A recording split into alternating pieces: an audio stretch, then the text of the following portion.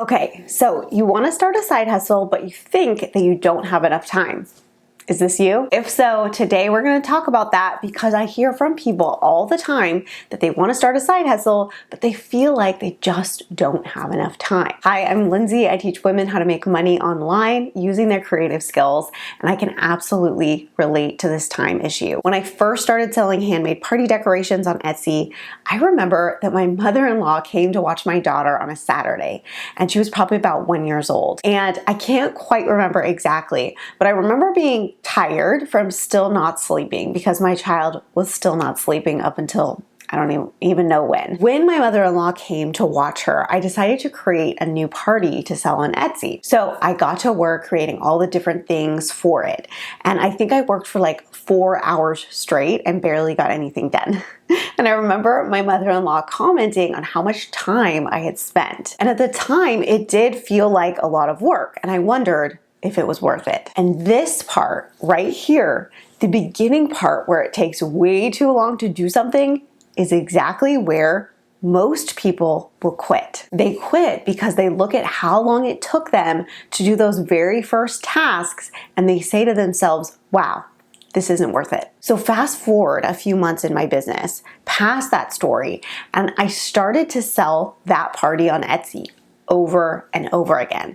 That meant that I didn't have to redesign the party, right? It just meant that I had to recreate something that I had already spent hours designing. So the recreation process took way less time, hours less time, in fact. Plus, I learned how to do things more quickly than the first time, right? I could use my Cricut cutting machine much faster. I could pre-make a bunch of parties so that when someone ordered it, all I had to do was ship it. Now, as you might know, I don't do the handmade items anymore. I have switched strictly to digital products and I don't trade my time for money now. But truthfully, this process that I just described, no matter what type of side hustle or business that you start, is going to start out this way. Meaning, in the beginning, it's going to take you way longer to do anything because you're learning a new skill, or many new skills sometimes, which can take time to learn. And until you get better at those skills, then it's going to take a little longer. However, over time, you're going to see that the time it takes to do something in your business is going to take less and less time because you're going to become more competent in what you're doing. So the first thing I tell people about starting a side hustle or a business is that you have to first get over this initial hump. And like I said, most people won't take the time to do that. They will not put in that initial extra time it takes because they think it's representative of how the rest of the business is going to go. But I promise, if you stick with whatever it is that you're trying to do, it's going to get easier and easier. But in that time, before you get over that initial hump, you're going to have to look into your calendar, into your schedule, and find this extra time to start the business. You might know that I teach people how to sell printables so they can use their creative skills to make passive income. And one of my students said that she was able to create 70 Etsy listings in just 2 months. Many people would say that that is just simply amazing. She actually said that she designs all her printables just 3 hours per week, which I thought was pretty amazing. When I asked her how she makes it happen so quickly, she told me that everyone has pockets of time.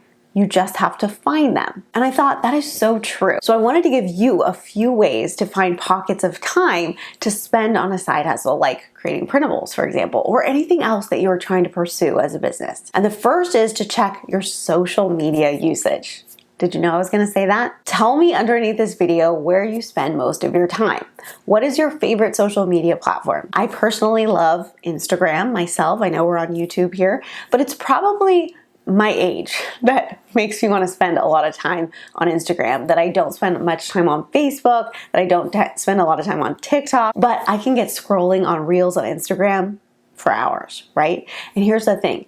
Did you know that you can actually check your social media usage from your phone? If not, I'm going to show you how to do this. So if you're a Facebook user, you're going to open your Facebook app, click on the settings and privacy, and then your time on Facebook, followed by see your time. Now, you can see here that I don't spend a lot of time on Facebook, but if you do, you have literally found a pocket of time that you can use to create and design printables. Take your screenshot of that, and we're gonna move on to Instagram. Here is how you can find your usage on Instagram. So head to your profile, click Click the 3 lines in the top right and then click your activity followed by time spent. You can see here that my average time is 1 hour and 10 minutes per day. Ugh. Geez, that time could be much better spent if it was working to grow my business, right? Another way to find time to design is looking at your TV watching time. If you go ahead and Google Netflix calculator, you'll be able to get the same type of metrics that we just pulled up for Facebook and Instagram. And it will tell you how much Netflix you're watching. Ugh, a little too much Love is Blind, can we say? According to the interwebs, Americans with full-time jobs still manage to watch more than 2 hours of TV per day. And if you trim that down, you can use that extra time to dedicate to your business. Don't get me wrong. I like to watch Love is Blind, Real Housewives, just as much as the next person.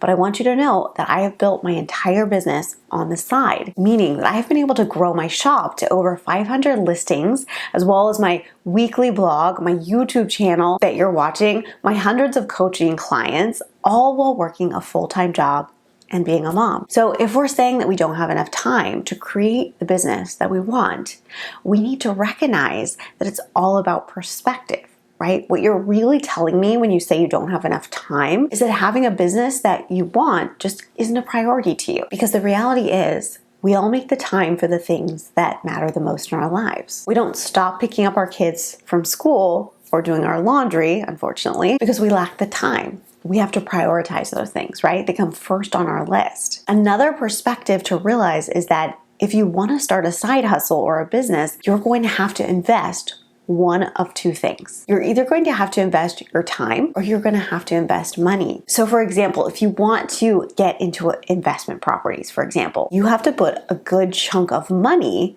into that, right? Especially in the economy where I'm filming this video right now. Or alternatively, you can start a side hustle that is basically free, like how I teach women to sell digital products on Etsy, as I mentioned. Now, instead of investing money, you're investing time. It's kind of an either or situation. However, if you can find a side hustle that is easy and doesn't take either of those things, tell me what it is below. I want to hear about it, okay? And I want to make sure that it's ethical and legal, okay? But truthfully, none of us have any more time. None of us are saying, I have too much time. How am I going to spend it? So it's all about how you're spending your time.